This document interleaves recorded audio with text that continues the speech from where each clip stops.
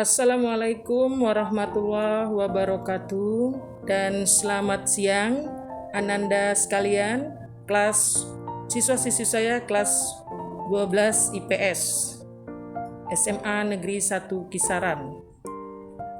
Baiklah, pada kesempatan ini kita akan mempelajari masih tentang dimensi 3 dengan subjudul sudut pada bangun ruang. Subjudulnya sudut antara dua garis, kemudian sudut antara garis dan bidang, dan berikutnya sudut antara bidang dan bidang.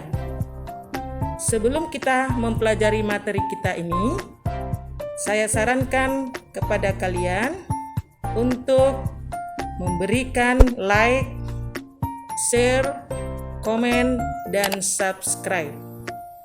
Karena subscribe itu gratis. Kenapa harus memberikan subscribe dan lain-lainnya itu? Karena itu dapat membangun channel kita ini, yaitu channel yang bernama Bu Nila Channel, lebih update dan lebih eksis. Baik, Ananda sekalian, materi yang pertama adalah sudut antara dua garis. Perhatikan gambar yang ada dalam tayangan. Yang dimaksud dengan besar sudut antara dua garis adalah besar sudut terkecil yang dibentuk oleh kedua garis tersebut. Jadi, antara garis M dengan garis K itu sudut yang terbentuknya adalah yang ini. Nah, bukan yang ini. Karena yang itu adalah sudut yang besar. Jadi dimaksud dengan sudut antara dua garis itu diambil sudut yang kecilnya. Perhatikan contoh berikut ini. Diketahui kubus ABCDEFGH besar sudut antara garis-garis. Pertanyaan bagian A, AB dengan BG. Jadi pertanyaan bagian B, AH dengan AF. Bagian C, BE dengan DF.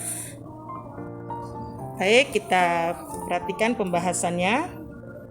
Baik, kita lakukan pembahasan dari persoalan kita tadi, yaitu berapakah besar sudut yang dibentuk oleh garis-garis AB dengan BG?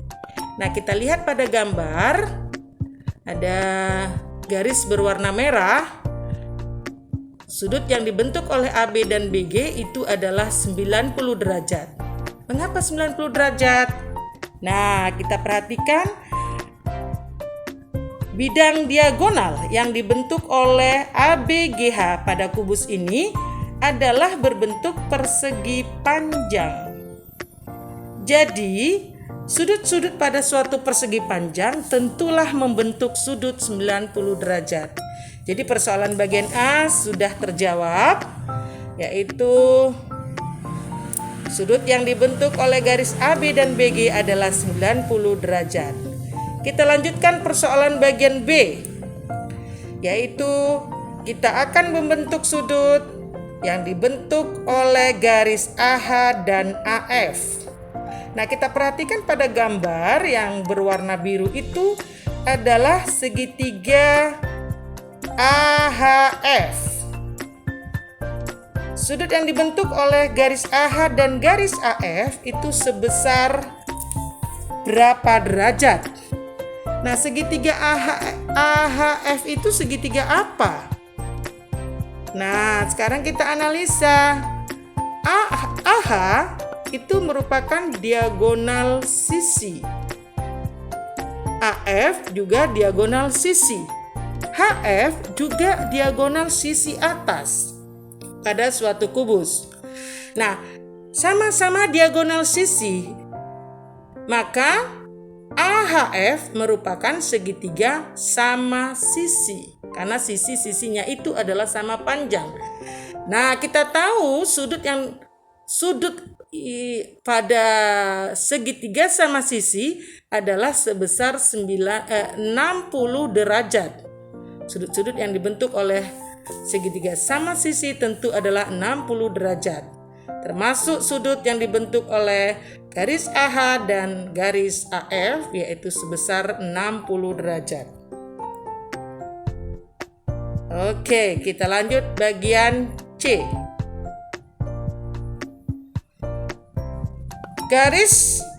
Sudut yang dibentuk oleh garis BE dan DF. BE dan DF. Nah, bagaimana antara garis BE dan garis DF itu?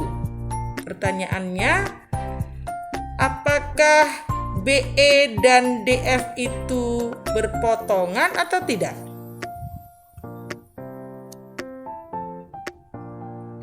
Walaupun mereka tidak berpotongan, tetapi kita bisa membuat proyeksinya. Artinya antara BE dengan DF kita proyeksikan salah satu ke yang lainnya, sehingga hasil proyeksinya itu seakan-akan mereka adalah garis yang berpotongan. Oleh karena itu, sudut yang dibentuk antara BE dan DF adalah 90 derajat. Nanti kamu bisa peragakan pada alat peraga nyata, sehingga tidak perlu lagi berimajinasi. Di situ nanti akan terlihat hasil proyeksinya, bagaimana dia berpotongan, kemudian benar ternyata garis itu membentuk sudut 90 derajat. Antara BE dan DF itu saling tegak lurus.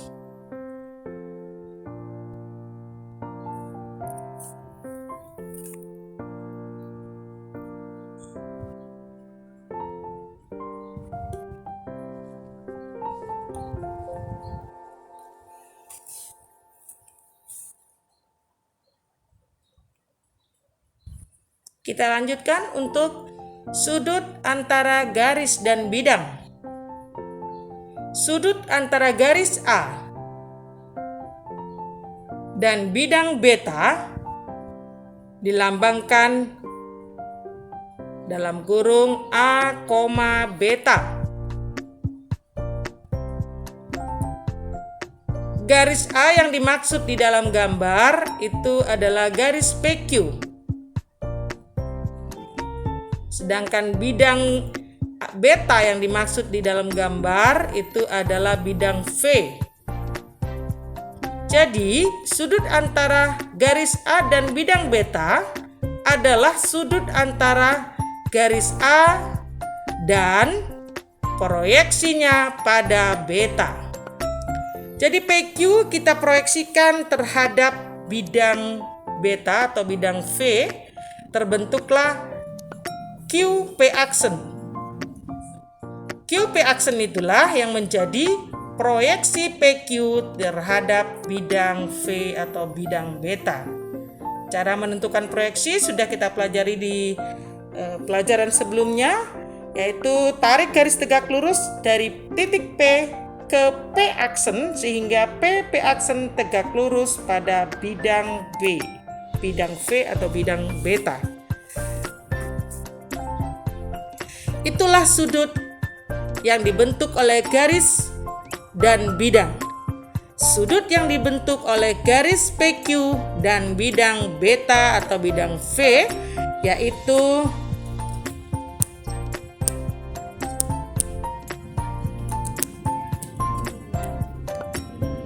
sudut PQP aksen. Baik, contoh 1. Diketahui kubus ABCD EFGH dengan panjang rusuknya 6 cm, gambarlah sudut antara garis BG dengan ACGE. Sudut yang dibentuk oleh garis BG dengan bidang ACGE. Kemudian hitunglah besar sudutnya.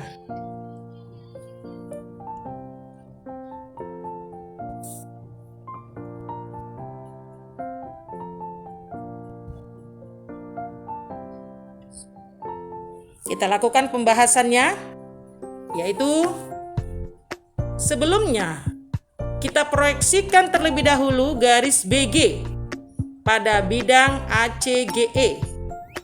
Kita dapatkan garis proyeksi BG pada bidang tersebut adalah garis GK.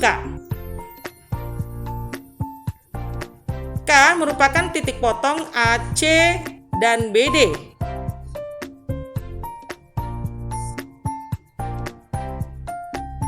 Jadi, sudut yang dibentuk oleh garis BG dengan bidang ACGE adalah sudut BGGK atau BGKG, yaitu sudut BGK. Nah, baik, kita lakukan pembahasan tentang menghitung besar sudut BGK tadi. Nah, BG itu merupakan diagonal sisi samping. Diagonal sisi pada suatu kubus itu nilainya adalah A akar 2. Karena tadi panjang rusuk kubus kita adalah 6 cm, maka panjang BG adalah 6 akar 2 cm. Ini bagi yang belum tahu tentang bagaimana menghitung diagonal sisi pada suatu kubus, silahkan nanti bertanya dan akan saya beri penjelasan di slide berikutnya atau di kolom komentar YouTube kita. Kemudian kita mau menghitung panjang BK. Panjang BK itu adalah separuh atau setengahnya BD, di mana BD itu adalah juga merupakan diagonal sisi pada sisi lantai kubus tersebut. Nah, diagonal sisi itu adalah A akar 2 atau dalam hal ini 6 akar 2. Jadi BK adalah separuh atau setengahnya BD, berarti setengah dari 6 akar 2. Setengah dari 6 adalah 3, berarti BK panjangnya adalah 3 akar 2 cm. Nah, segitiga BKG itu adalah segitiga siku-siku dan sudut sikunya ada pada sudut K. Sinus sudut BGK itu adalah sinus itu depan per miring. Depannya si sudut G adalah BK, di mana BK adalah 3 akar 2. Miringnya adalah atau hipotenusanya adalah BG. Hipotenusa itu adalah sisi yang berada di depan sudut siku. Jadi karena sudut sikunya adalah sudut K, maka sisi miringnya adalah BG. Maka BK per BG, di mana BK tadi adalah 3 akar 2 dan BG adalah 6 akar 2. Jadi akar 2 per akar 2 1, tinggallah 3 per 6. 3 per 6 itu adalah 1 per 2. Jadi besarnya sudut BGK adalah arkus sinus setengah. Arkus sinus setengah itu adalah 30 derajat.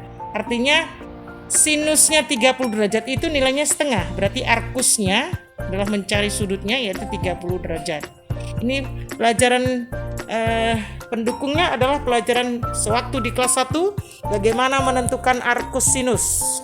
Bagi yang belum paham silahkan komentar di kolom komentar YouTube kita.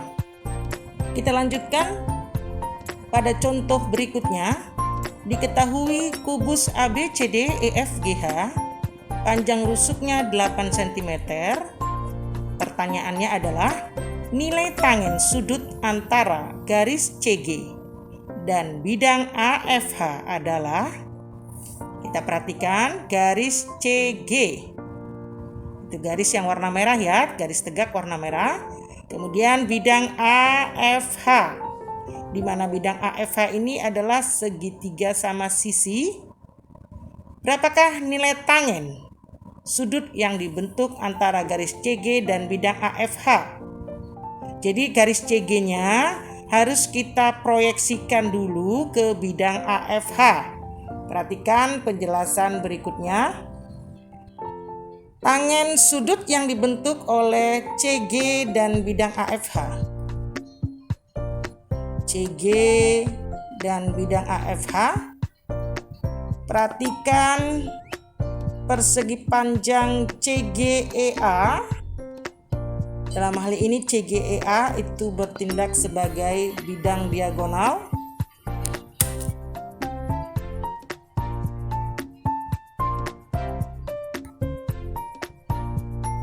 Nah, hasil proyeksinya pada bidang AFH, titik G, garis CG kita itu, titik G diproyeksikan ke bidang AFH yaitu adalah titik P, dan titik C diproyeksikan ke bidang AFH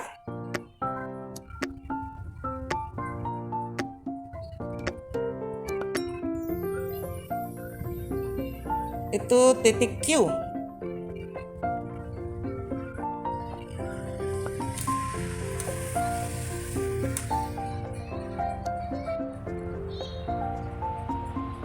Jadi, tangen yang dibentuk oleh sudut PQAP, PQ dengan AP, itu terlihat pada bidang yang warna hijau.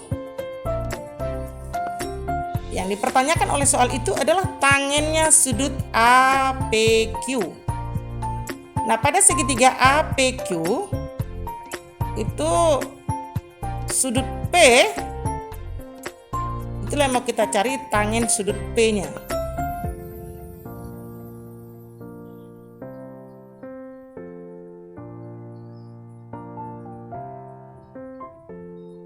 Tangen itu depan per kaki.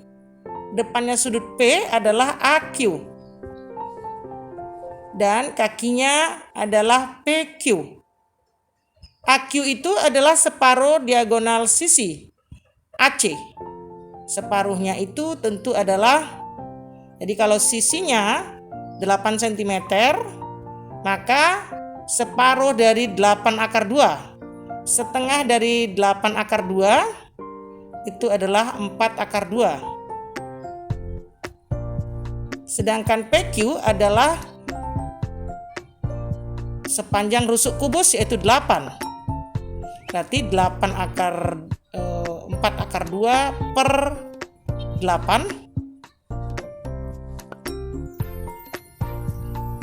sama dengan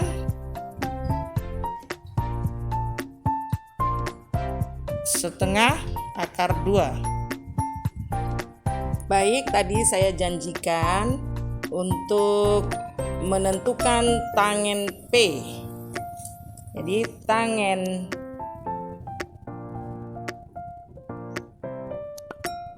P sama dengan, tangen itu kan tandesa, depan per samping, di mana depannya sudut P adalah garis AQ per sampingnya adalah garis PQ. Nah, berapa AQ? Baik, AQ akan kita hitung terlebih dahulu. AQ itu adalah setengah AC.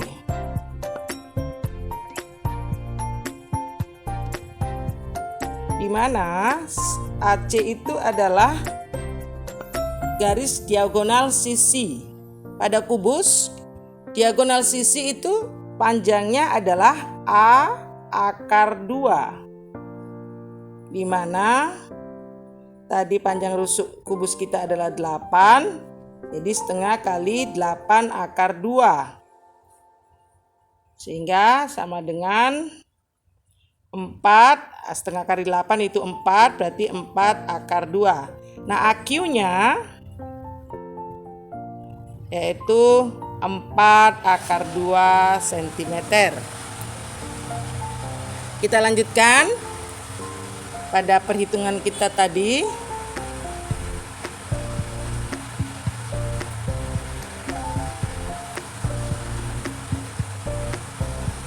di mana tangen P tadi adalah AQ per PQ. Sementara AQ-nya tadi adalah 4 akar 2. Lalu PQ-nya adalah sepanjang rusuk kubus, yaitu sepanjang CG tadi adalah rusuk kubus kita adalah 8 cm, sehingga perhitungan kita menjadi tangen P sama dengan AQ-nya 4 akar 2 AQ, dan samping atau kakinya adalah 8, sehingga perhitungan kita menjadi sama-sama bagi 4. Ini juga bagi 4 bagi 4 1 kali akar 2 dia akar 2, sedangkan 8 bagi 4 adalah 2. Maka tangen P sama dengan 1 kali akar 2 per 2. Akar 2 per 2 sama itu dengan setengah akar 2. Itulah nilai tangen P yang dipertanyakan oleh soal. Jawabannya adalah setengah akar 2. Baik, begini ya. Barangkali ada yang masih bertanya-tanya bagaimana menentukan panjang diagonal sisi pada kubus. Nah, jadi di dalam kubus itu ada 1, 2, 3, 4, 5, 6. Ada 6 sisi. Misalkan kita ambil sisi ABCD atau sisi lantai. Jika kita pindahkan ke dalam bidang frontal, sisi ABCD itu berbentuk persegi atau bujur sangkar. Nah, yang dimaksud dengan diagonal sisi itu misalnya adalah AC. Ini anggap saja ini garis ya, AC, atau BD itu adalah diagonal sisi. Nah, bagaimana menentukan panjang AC itu adalah A akar 2 atau 8 akar 2 dalam hal ini.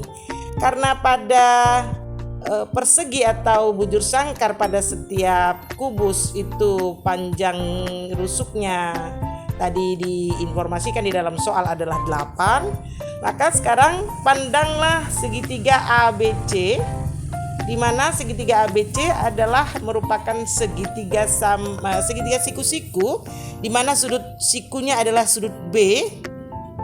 Boleh dipandang segitiga ABC, boleh juga dipandang segitiga ADC. Tapi dalam hal ini kita sepakat dulu untuk mewakili segitiga siku-sikunya, yaitu segitiga ABC. Nah, kalau begitu berlakulah rumus Pitagoras.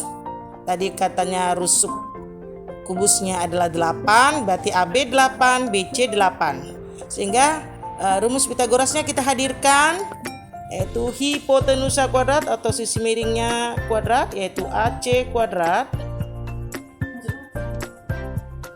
sama dengan AC kuadrat sama dengan, kita pindah ke slide berikutnya. Rumus Pitagoras kita adalah masih dalam gambar yang tadi, AC kuadrat sama dengan AB kuadrat ditambah BC kuadrat, di mana AB adalah 8, kuadratkanlah, tambah BC-nya juga 8, kuadratkanlah. Jadi 8 kuadrat ditambah 8 kuadrat berarti 2 kali 8 kuadrat atau 64 ditambah 64. Boleh juga seperti ini, atau boleh juga 2 kali 8 kuadrat. Ya, itulah AC kuadrat. Jadi masih mengandung kuadrat, AC kuadrat adalah 2 kali 8 kuadrat, atau boleh juga 64 tambah 64 ini yaitu 128. Nah, saran saya menggunakan 2 kali 8 kuadrat ini. Kalau mau menggunakan 128 juga boleh. Tetapi nanti akan saya tunjukkan mana lebih efisien ya, 2 kali 8. Kita pakai 2 kali 8 kuadrat ataukah 128. Baik, kita lanjutkan. Berarti AC kuadrat tadi adalah 2 kali 8 kuadrat. Sehingga AC saja sama dengan akar dari 2 kali 8 kuadrat. Nanti AC saja sama dengan, nah kalau seperti ini artinya akar pangkat 2. Akar pangkat 2 kalau tidak ditulis itu kan artinya akar pangkat 2 ya. Jadi dalam hal ini si 2 masih pangkat 1, sedangkan si 8 sudah pangkat 2. Kalau ini apa namanya itu ya, cara mengingat ini trik dari saya, dari Ibu Nila, bahwa kalau akarnya pangkat 2 sementara ini si 8 itu ibarat burung yang sudah cukup bulunya karena sudah berpangkat 2. Ibarat burung kalau sudah cukup bulunya, dia akan sudah bisa keluar dari sangkarnya gitu. Wah, timbul lagi nih pertanyaan, burung apaan, Bu? Ya burung apa aja. Burung empret, burung ruak-ruak, burung merpati. Kalau sudah cukup bulunya, dia akan berusaha keluar dari sangkarnya.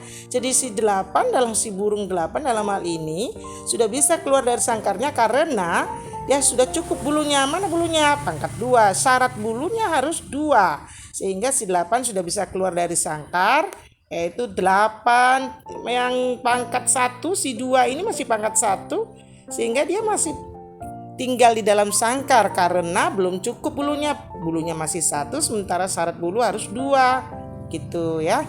Maka panjang AC sama dengan 8 akar 2. Nah, pangkat 2 pangkat 1 itu boleh tidak dituliskan pangkatnya, cukup 2 saja. Demikian bagi yang belum paham tentang bagaimana menghitung panjang diagonal sisi pada kubus, nilainya adalah A akar 2. Jadi kalau rusuknya sepanjang 8 cm, maka panjang diagonal sisinya adalah 8 akar 2. Kalau panjang rusuknya 6 cm, maka panjang diagonal sisinya adalah 6 akar 2. Demikian ya. Tadi di dalam perhitungan kita tadi, kita akan menemukan bahwa AC kuadrat sama dengan 8 kuadrat ditambah 8 kuadrat ya. Tadi kan kita hitung menjadi 64 ditambah 64 sama dengan 128. Nah, AC kuadratnya adalah 128. Lalu AC-nya saja berapa? Maka AC-nya saja tanpa kuadrat berarti akar pangkat 2 dari 128. Akar pangkat 2 ini boleh tidak dituliskan, hanya cukup akar 128 saja. Nah, nilainya berapa? Ya, kita cari pohon faktor dari 128 karena dia genap berarti bisa bagi 2. Kalau bagi 2 ini berarti 64. Kalau bagi 8 itu berarti 8. Ini bagi 2, ini 4, ini bagi 2, ini 4. Begitu seterusnya sehingga 4 ini kita bagi 2 lagi. 4 bagi 2, 2. 4 yang ini bagi 2, 2. Maka akar 128 itu ternyata adalah 1, 2, 3, 4, 5, 6, 7. 2 pangkat 7. Sehingga AC sama dengan 2 pangkat 7 ya. 1, 2, 3, 4, 5, 6, 7 ya. Berarti AC sama dengan akar 2 pangkat 7. Nah, 2 pangkat 7 itu juga bisa kita buat menjadi 2 pangkat 3. 2 pangkat 7 itu kan artinya adalah 2 kali 2, biar ngerti dulu ya. Bagi yang tidak paham tentang bilangan berpangkat waktu pelajaran kelas 1, ini akan saya ulang sedikit biar bisa menjadi bekalmu untuk perhitungan-perhitungan kita selanjutnya. 2 pangkat 7 itu ya 2-nya 7 kali. 1, 2, 3, 4, 5, 6, 7. 1, 2, 3, 4, 5, 6, 7. Nah, ini bisa kita tuliskan yang ini 2 pangkat 3. Ini sampai sini 2 pangkat 3. Ini sampai sini 2 pangkat 3 karena 3 kali ya. 2 pangkat 3. Baru yang ini 2-nya sendirian, berarti 2 pangkat 1. Gitu. Kita lanjutkan. Berarti AC sama dengan, nah 2 pangkat 3-nya tadi kan 2 kali tuh, berarti 2 pangkat 3 kita pangkatkan dengan 2, dan si 2 pangkat 1-nya tetap 2 pangkat 1. Pangkat 1 ya, aduh. Sesuai dengan teori cukup bulu tadi, berarti yang diibaratkan burung dalam hal ini adalah 2 pangkat 3. Karena cukup bulu di pangkat 2 tidak dituliskan, sehingga 2 pangkat 3 lah yang menjadi burung yang sudah cukup bulu. Dialah yang keluar dari sangkar, berarti 2 pangkat 3. Nah, sementara 2 pangkat 1-nya tinggal di dalam sangkar, boleh tidak dituliskan pangkat 1-nya. Sehingga 2 pangkat 3 itu berapa? Artinya 2 kali 2 kali 2. 2 kali 2-nya 4, 4 kali 2-nya 8. Maka sama dengan 8 akar 2. Begitu ya, sama hasilnya dengan waktu perhitungan kita di slide sebelumnya. Jadi AC dalam hal ini bertindak sebagai diagonal sisi, nilainya adalah 8 akar 2 cm. Sama ya dengan perhitungan kita tadi ya, yang sebelumnya waktu menggunakan kita tidak menguraikan 8 kuadrat menjadi 64 tapi langsung dapatkan nilai 8 akar 2. Jadi dalam hal ini perhitungan-perhitungan yang seperti ini tidak usah, kalau memang masih bisa kita selesaikan berdasarkan bilangan berpangkat dan akar, gak usah dihitung nilainya menjadi lebih bernilai lebih besar. Kita tidak efisien waktu untuk menghitungnya. Kita langsung saja menggunakan prinsip-prinsip bilangan berpangkat dan bentuk akar. Oke. Nah, tadi saya janjikan untuk menghitung panjang PG ya. Kita gambarkan atau kita pindahkan segitiga GCP yang merupakan segitiga siku-siku di C. Kita pindahkan dalam bidang frontal. Inilah si G, inilah si C, dan ini P. Adalah segitiga siku di mana sudut C sebagai sudut sikunya. Kalau dia segitiga siku-siku, berarti berlakulah hukum Pythagoras. Di mana Pythagoras dalam hal ini adalah panjang PG, yaitu hipotenusa. PG dalam hal ini bertindak sebagai hipotenusa. PG kuadrat sama dengan PC kuadrat ditambah CG kuadrat.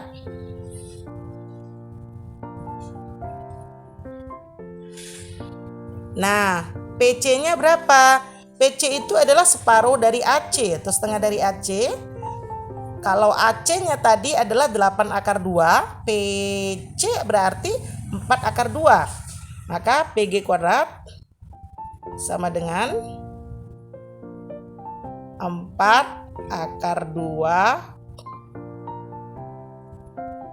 kuadrat ditambah CG-nya 8, berarti 8 kuadrat. Ini 8 kuadrat. Mohon maaf ya, bidang tulisnya itu sempit. Jadi 4 akar 2 dikuadratkan berarti 4 kuadratnya 16. Akar 2 dikuadratkan itu 2. ditambah 8 dikuadratkan itu 64, atau ya bolehlah ditulis 64. Sehingga slide berikutnya, sehingga tadi 16 dikali 2 sama dengan 32 tambah 64.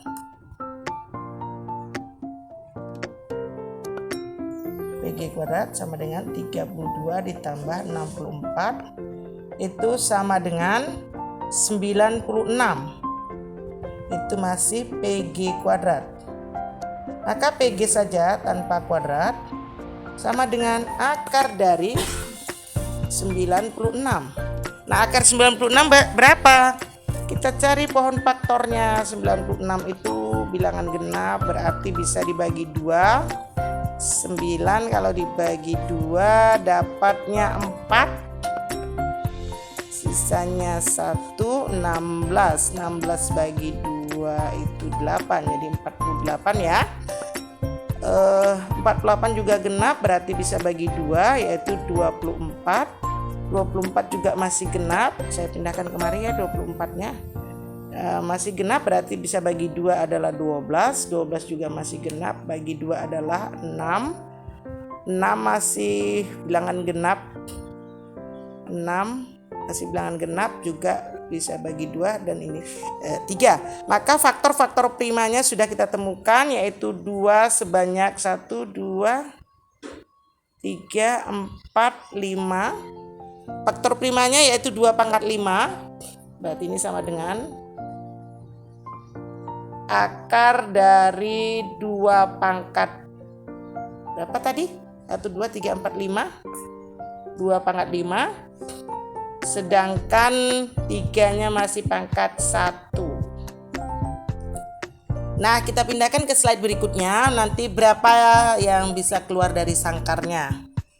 Akar dari 2 pangkat 5 berarti PG sama dengan akar dari 2 pangkat 5 berarti bisa kita buat menjadi 2 pangkat 4 kali 2 pangkat 1 kali 3 pangkat 1 sama dengan, nah 2 pangkat 4 itu bisa kita buat menjadi 2 pangkat 2 dipangkatkan dengan 2 ya, jadi ini tetap 2 pangkat 4. Nah 2 pangkat 1 dengan 3 pangkat 1 kita kalikan saja menjadi 6. Nah menurut teori cukup bulu yang keluar dari sangkarnya adalah 2 pangkat 2. Berarti PG sama dengan 2 pangkat 2 keluar dari sangkar. Sedangkan akar 6 biarkan dia di dalam akar, dia masih berpangkat 1. Maka 2 pangkat 2 itu adalah 4. 4 akar 6 lah panjang PG.